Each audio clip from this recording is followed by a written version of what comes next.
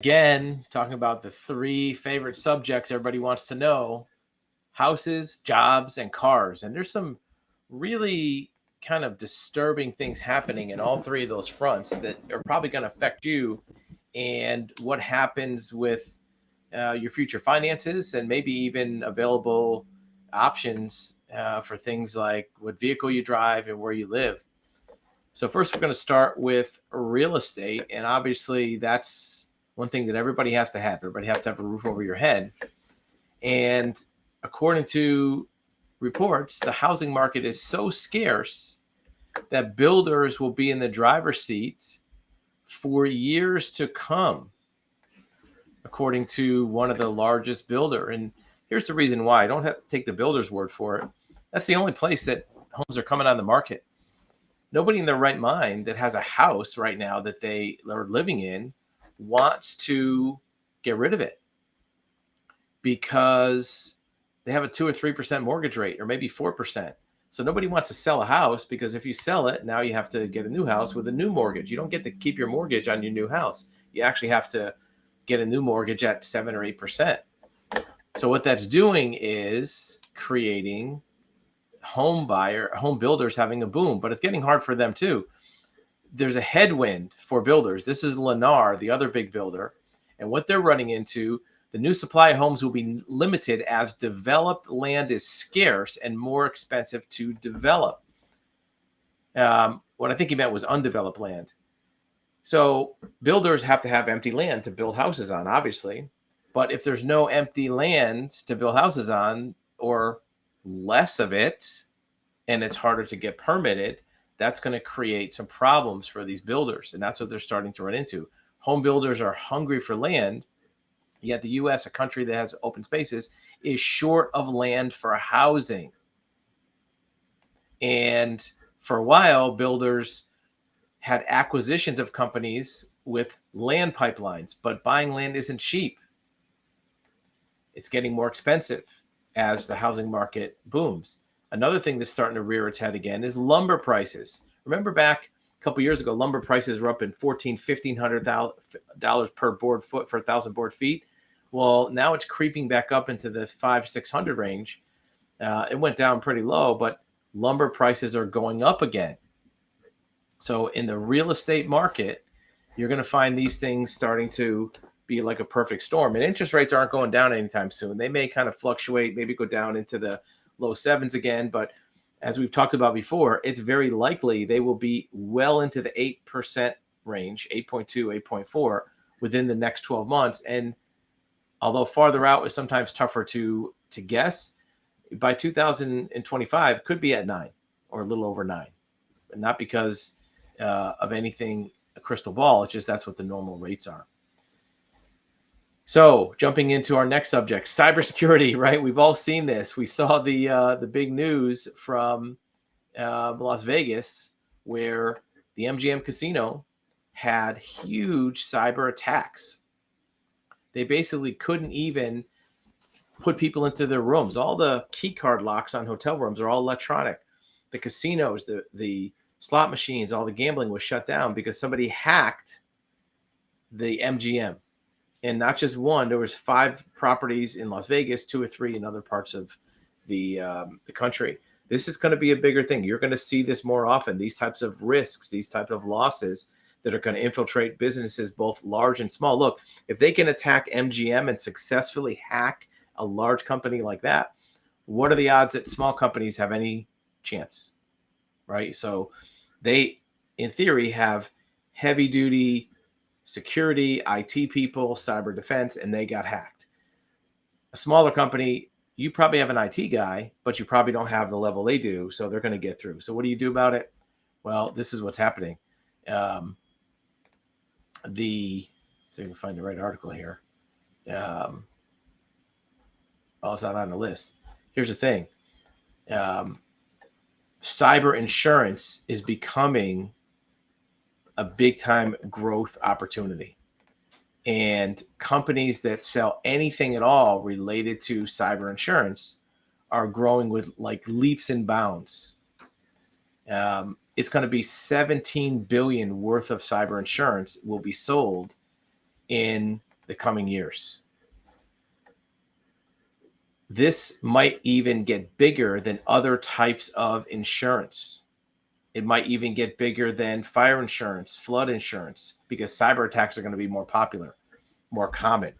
So if you're a small business, even if you're a significant wealth, high net worth family, start looking at possibilities for cyber coverage, because at some point, it's not a matter of if, it's when. Along the same lines as cyber, let's talk about AI. It's a huge prediction that people think that artificial intelligence is going to take over employment. 75% of people say that AI will reduce jobs, and they're probably right. It's probably a very good guess. And people on the front line, consumers, know better. They see the jobs. They see what's happening. AI employees or agents have taken over many jobs that nobody thought they could already. That's why there was the big strike in Hollywood. And that leads us into the next strike, which is, there's a cyber insurance, $17 billion. United Auto Workers. That strike has a lot to do with AI, because electric vehicles have fewer parts than gas vehicles and means fewer jobs. And many of those jobs can be done by AI, because you're not building sophisticated internal combustion engines. You're going to have less actual human workers and more AI workers.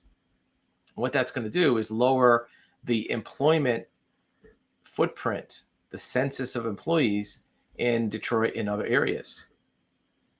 This comes at a time when unemployment is already going up. So of course they're going to strike in Detroit. This is another perfect storm.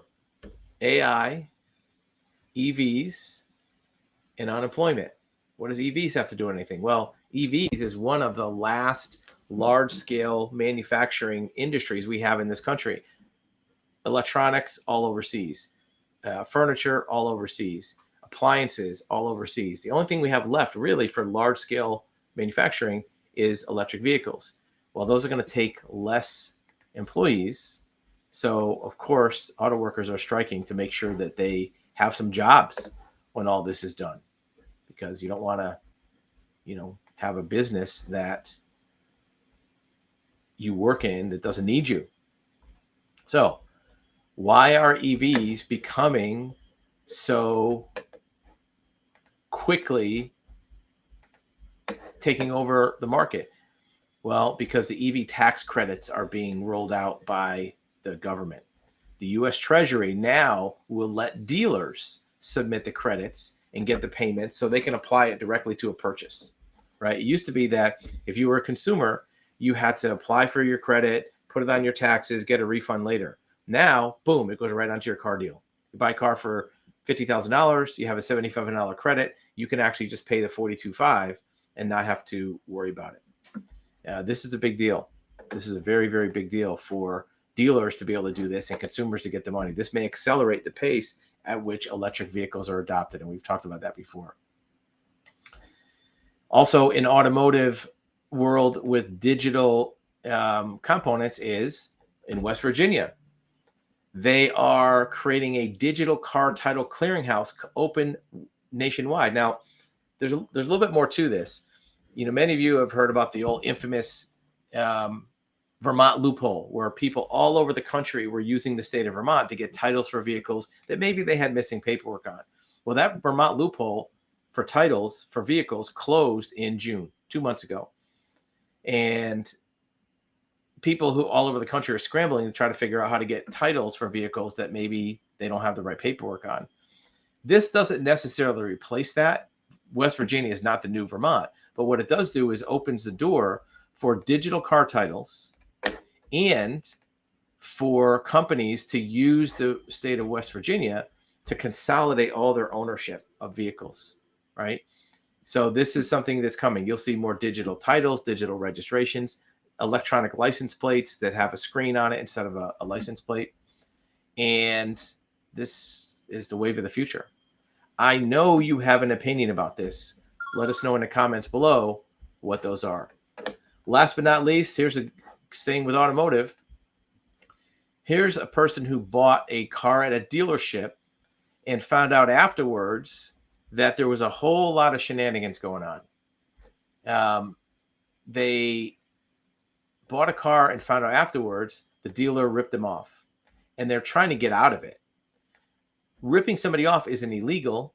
They overcharged them for the warranty, high APR interest rate, did add-ons, high price. But what you find out if you really get into a conflict is you can find that in every place there's smoke, there's fire. And in this deal where somebody did a lot of investigation and a lot of research, they found that the credit application that they signed, they falsified the income.